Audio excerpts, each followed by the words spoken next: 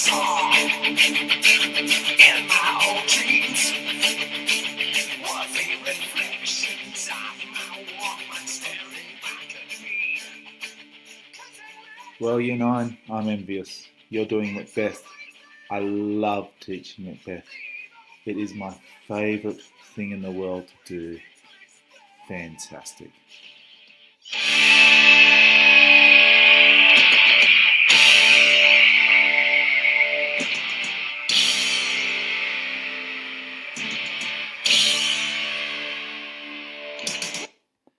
Now, this is a play that goes to the very crux of what it means to be human. It is about power, manipulation, corruption, violence, evil, darkness, and a Game of Thrones that is unconquerable in its ability to capture an audience's attention. Here we have Michael Fassbender as the great Macbeth.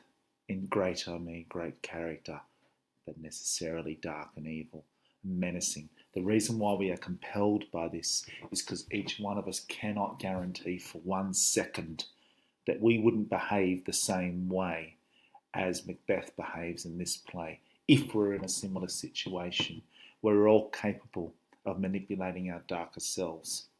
And I hope that the opening couple of lessons on this play has really shown you why Mr. Shakespeare is indeed the genius that he is, and the language and the manipulation that's going on in this opening act is stunning. So let's have a look at one of the great scenes, Act 1, Scene 7.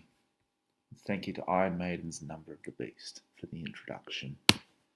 Here we have a room in Macbeth's castle, and you've got a very, very famous line of Macbeth's. If 'twere done, I'll go over here. If 'twere done when 'tis done, then 'twere well it were done quickly.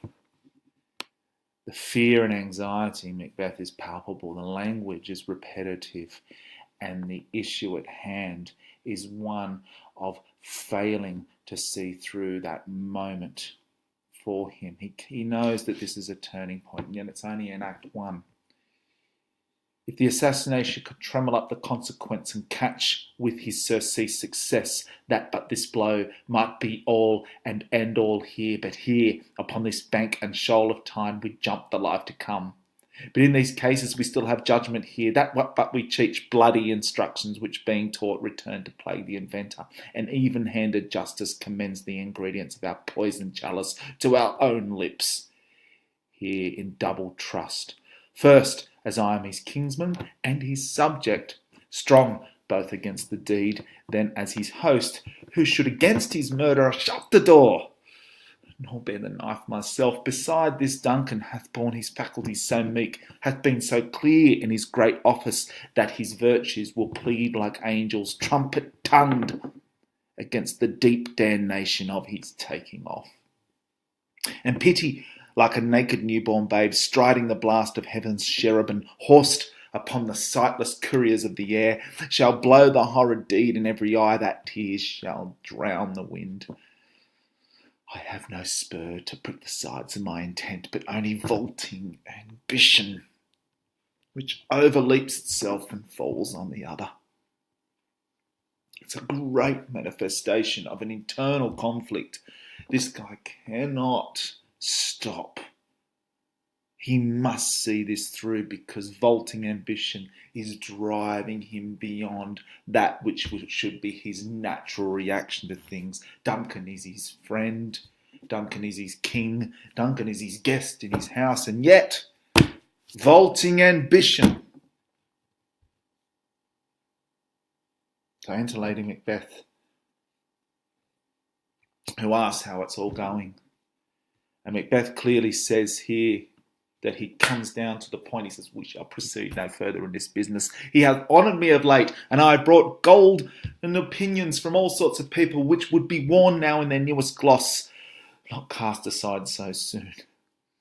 Was Hope drunk? She asks, wherein you dressed yourself? And she really starts to get angry at him. Wouldst thou have had that which thou esteem the ornament of life, and live a coward in thine own esteem, letting I dare not wait upon I would, like the poor cat in the adage? And here is where Lady Macbeth is to blame by history. Whether or not she is up to us in the 21st century, but history gets angry at her for that because she pushes him.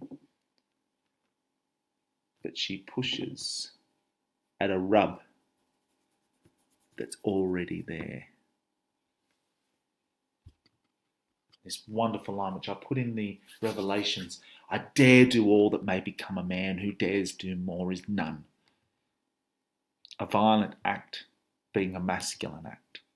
Shakespeare is pursuing quite a narrative here. And Lady Macbeth chides him and chides him and chides him. And then there's this really great moment. If we should fail, we fail. Now, that fail. Is she saying if we fail but tried? Or is she surprised? We fail? We don't fail. We're not going to fail. And I think the second is more important. Screw your courage to the sticking place and we'll not fail. When Duncan is asleep, whereto the rather shout his day's hard journey soundly invite him.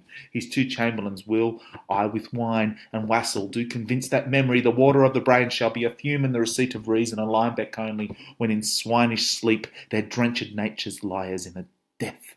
What you cannot you and I perform, the unguarded Duncan?